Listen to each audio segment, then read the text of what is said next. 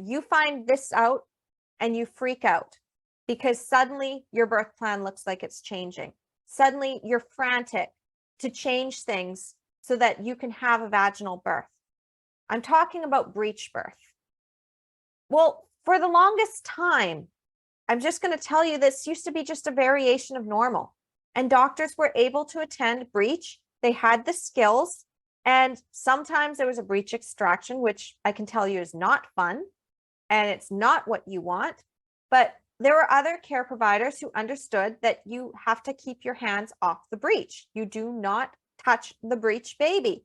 The breech baby will actually wiggle their way out on their own.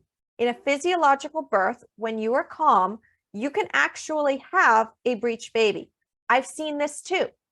In fact, I love breech birth. I think it's the most fascinating thing in the world because babies come out butt first just as easily as head first. And sometimes a mom who's had a baby that was head down the first time and breech the second time will say the breech was a lot easier, and they were really surprised at how much easier it was. But the thing is that back in the early 2000s, I believe it was like 1999 or 2000, someone decided to do something called a breech trial. And they did this study. And then at the end of the study, they concluded that a cesarean was safer than a vaginal breech delivery. Now, here's the problem with that. The study was very badly done, and they didn't take into account other variables.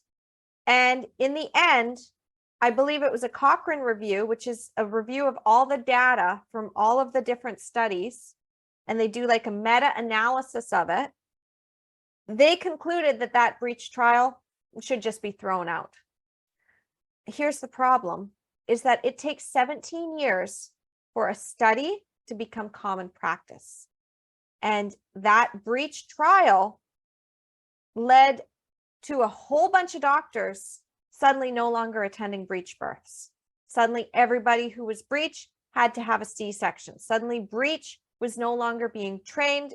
It was just like automatic C-section. There was a lot of fear. And by the time they debunked this study, it was too late. Everything had changed in the culture. We now just automatically had this idea that breech was dangerous. And if you want to know an example of that, then look no further than some of the sitcoms from the 90s. In fact, if you have ever watched Friends, which was, I'm a millennial, so I grew up with Friends. But in one of the episodes, Rachel was having her baby, and the baby was breech. And that was not a C-section. She ended up birthing a breech baby. So breech used to be normal, and now it's not. Now, the second you're told that your baby might be breech, you freak out. Suddenly you're trying to get all of the spinning babies positions. You're trying to get your baby to flip. You're on the mom groups and you're saying, how do I get my baby to flip? And they're suggesting the external cephalic version, ECV, to have the baby turn. And then here's the thing about that, though, is you usually have to have the epidural for it, because if it doesn't work and your baby goes into distress, it's an automatic C-section. And your care provider usually doesn't tell you that. In fact, I would suggest going to a chiropractor first if you really are committed to not having a breech baby. If you really don't want that, then you can do things that can help flip your baby. But I'm just going to tell you that sometimes babies are breech for a very good reason, and sometimes they need to come breech. So it's not a big deal if your baby does come feet first. It's really not. In fact, I see this all the time with home births, is that a mom will be like feeling like she's backed into a corner by her care provider, and her care provider says it's an automatic C-section. And mom is like, no, it's not. I'm not putting up with this. I am going to birth my baby breech. I'd like to have somebody assist me in case there's something that I need help with, But because nobody is helping me, I'm backed into a corner. So again, this is the same problem with these cesarean traps. This is why I talk about them. It's not just to avoid a C-section. It's not just to avoid an induction. It's not just to have a natural birth.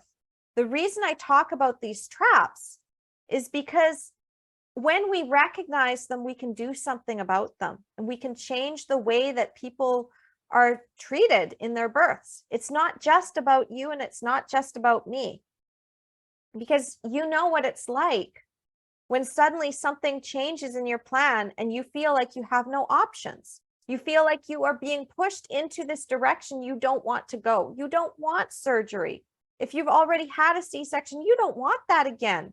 You want to experience natural birth.